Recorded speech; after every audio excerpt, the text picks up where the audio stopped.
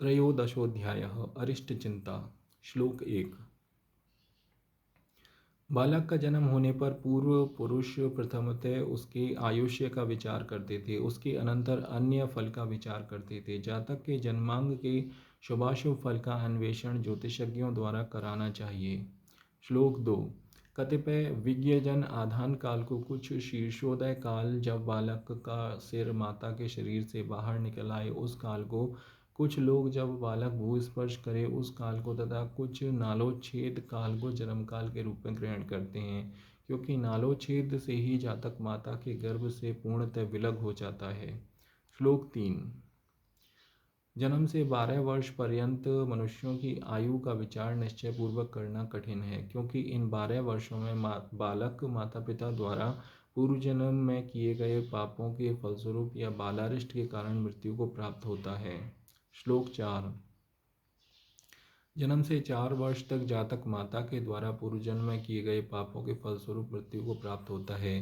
द्वितीय चतुष्क अर्थात 5वें वर्ष से 8वें वर्ष पर्यंत पिता के द्वारा पूर्व जन्म के पापों के फलस्वरूप, और अंतिम चतुष्क अर्थात 9वें से 12वें वर्ष पर्यंत स्वार्जित पूर्व जन्मों के पाप के फलस्वरूप मृत्यु को प्राप्त होता है। श्लोक 5।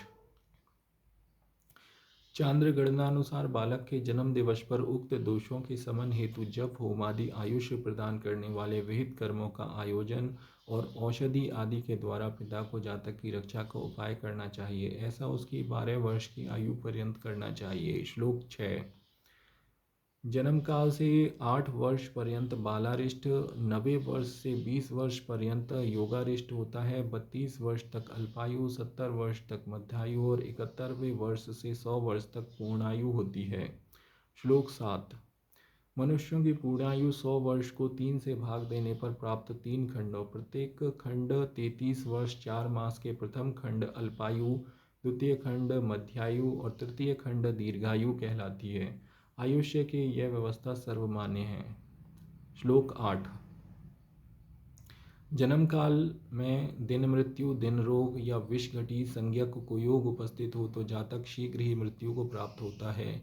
पुष्य, पूर्वाषाढ़ा और चित्रा नक्षत्रों के प्रथम चरण में यदि जन्म हो तो पिता के लिए, द्वितीय चरण में जन्म हो तो माता के लिए, तृतीय चरण में जन्म हो तो स्वयं बालक के लिए, और यदि चतुर्थ चरण में जन्म हो तो मामा के लिए अरिष्ट कारक होता है।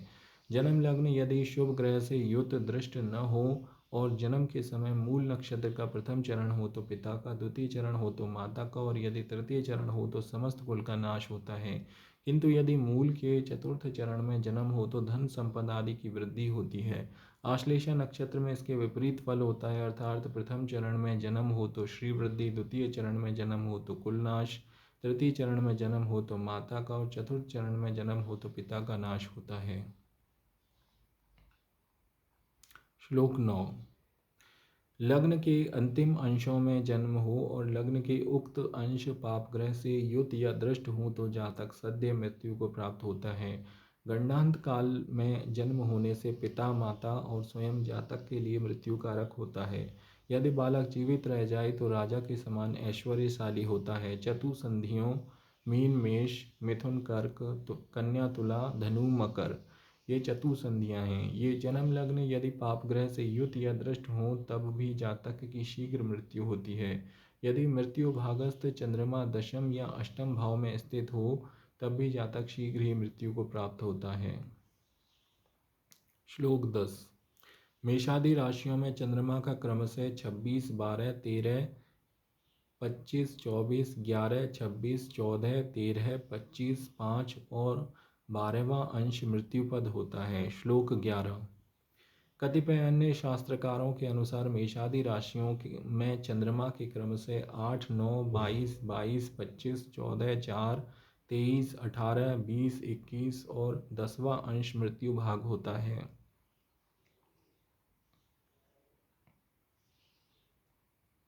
श्लोक 12।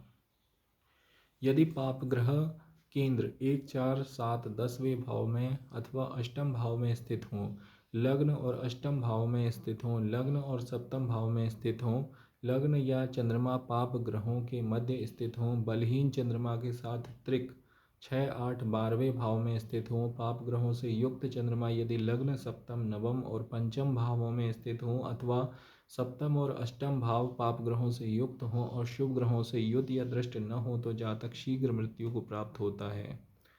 श्लोक 13।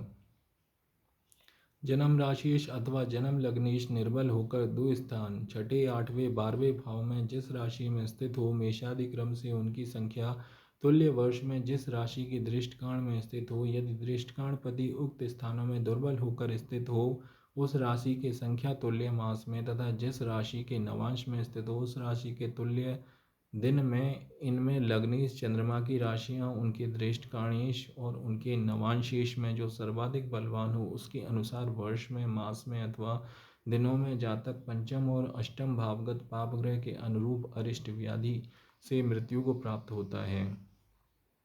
श्लोक 14। लग्न दृष्टकाण और चंद्र दृष्टकाण। लग्नेश और जन्म राशिश की नवांश राशियां, लग्नेश और अष्टमेश की द्वादशांश राशियां, इन तीनों राशि युग्मों की दोनों राशियां यदि चर राशियां हो तो जातक दीर्घायु, यदि एक चर और दूसरी स्थिर राशि हो तो जातक मध्यायु और यदि एक चर और दूसरी द्विस्वभाव राशि हो तो अल्पायु होता है। उक्त तीन राशि युग्मों में एक स्थिर और दूसरी दो स्वभाव हो तो जातक दीर्घायु, यदि एक राशि स्थिर और दूसरी चर हो तो जातक मध्यायु और यदि दोनों स्थिर राशियां हो तो जातक अल्पायु होता है। उक्त राशि युग्मों में एक राशि द्विस्वभाव तथा दूसरी स्थिर राशि हो तो जातक दीर्घायु, दोनों राशियां द्विस्वभाव राशियां हो तो जातक मध्यायु और यदि एक द्विस्वभाव और दूसरी चर राशि हो तो जातक अल्पायु होता है। श्लोक 15।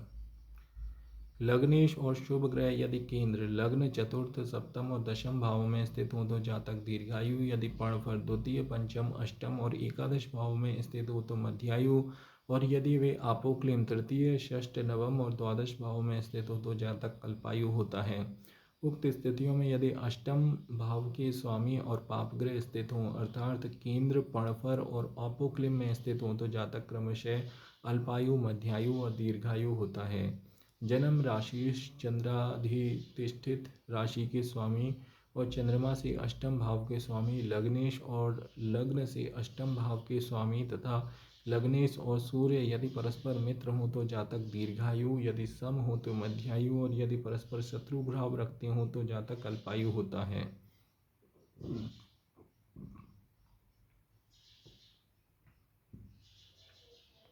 श्लोक 16।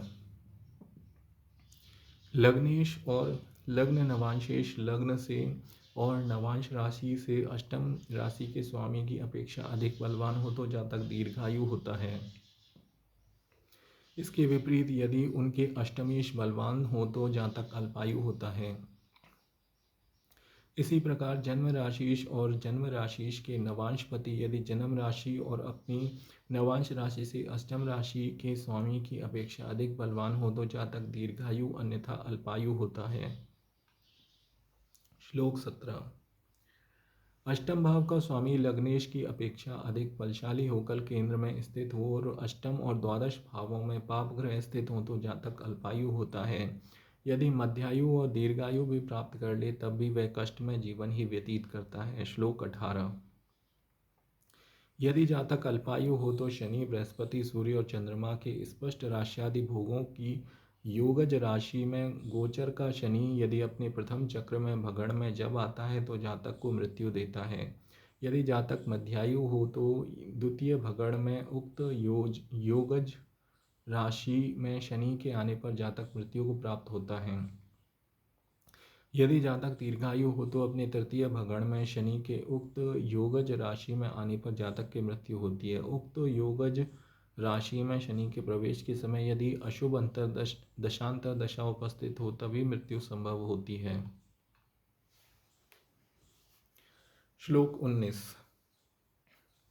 यदि लग्नेश शत्रु या स्वनीच राशि में पाप ग्रहों के साथ स्थित होकर सूर्य सानिध्य में अस्त हो तो उक्त स्थिति में गोचर वशात लग्नेश यदि दुस्थान छठे, आठवें या 12वें भाव की राशि का संक्रमण करे अथवा लग्न राशि को संक्रमित करे अथवा लग्न राशि से संबंध करे तब जातक मृत्यु को प्राप्त होता है। इसी प्रकार चंद्र राशि, नवांश राशि और दृष्टिकोण राशि से भी मृत्यु समय का विचार करना चाहिए। श्लोक 20। गोचर में चंद्रमा, चंद्र लग्नेश और लग्नाधिपति ये तीनों शुभ ग्रहों से युक्त दृष्ट हों, सुस्थान केंद्र या त्रिकोण भवनों में स्थित हों और अधिक शुभ बिंदुओं से युक्त हों तो वह समय जातक के लिए अत्यंत शुभद होता है। श्लोक 21। पाप ग्रहों की दृष्टि युति से हीन अत्यंत बलवान लग्नेश यदि केंद्र में स्थित हो और शुभ ग्रहों से दृष्ट हो तो जातक अनेक सद्गुणों से युक्त धन धान्यादि वैभव से संपन्न दीर्घायु होता है। श्लोक 22। भगवान विष्णु चक्रधर को समस्त मन से भक्तिपूर्वक प्रणाम करने से जैसे बहुत से पापों का नाश हो जाता है, उसी प्रकार सभी प्रकार के बलों से संपन्न अतिशय बलवान बृहस्पति यदि लग्न में अपनी संपूर्ण रश्मियों से युक्त होकर स्थित हो तो वह जातक की उन समस्त विपत्तियों का नाश करता है जिसे सामान्य स्थिति में पार करना कठिन होता है। श्लोक 23। सूर्य, चंद्रमा और बृहस्पति की राशि कर्क, सिंह, धनु या मीन के नवांश गत शुक्ल पक्ष का चंद्रमा यदि लग्न से त्रिकोण, पंचम या नवम, केंद्र, लग्न, चतुर्थ, सप्तम या दशम या आगम, आय, एकादश भाव में स्थित हो तो जातक के अनेक दोषों का संहारक और अत्यंत शुभद होता है। श्लोक 24। जिसके जन्मांग में केंद्र, लग्न, चतुर्थ, सप्तम और दसम, त्रिकोण, पंचम और नवम तथा अष्टम भावों में पाप ग्रह न हो, लग्नाधिपति और बृहस्पति केंद्र भावों में स्थित हों तो वह व्यक्ति पुण्य कर्म करने वाले अनेक सुखों को भोगने के बाद रोग मुक्त होकर 100 वर्ष तक जीता है। श्लोक 25। श्रीपति द्वारा कथित दशा, अष्टक वर्ग दशा, कालचक्र दशा, उड़ू दशा ग्रहों के स्पष्ट भोगादि पर सम्यक विचार पूर्वक सूक्ष्म विवेचन के बाद ही बुद्धिमानों को जातक की आयुष्य का निर्णय करना चाहिए। इस प्रकार मंत्रेश्वर कृत फल दीपिका में अरिष्ट चिंता नामक 13वां अध्याय समाप्त हुआ।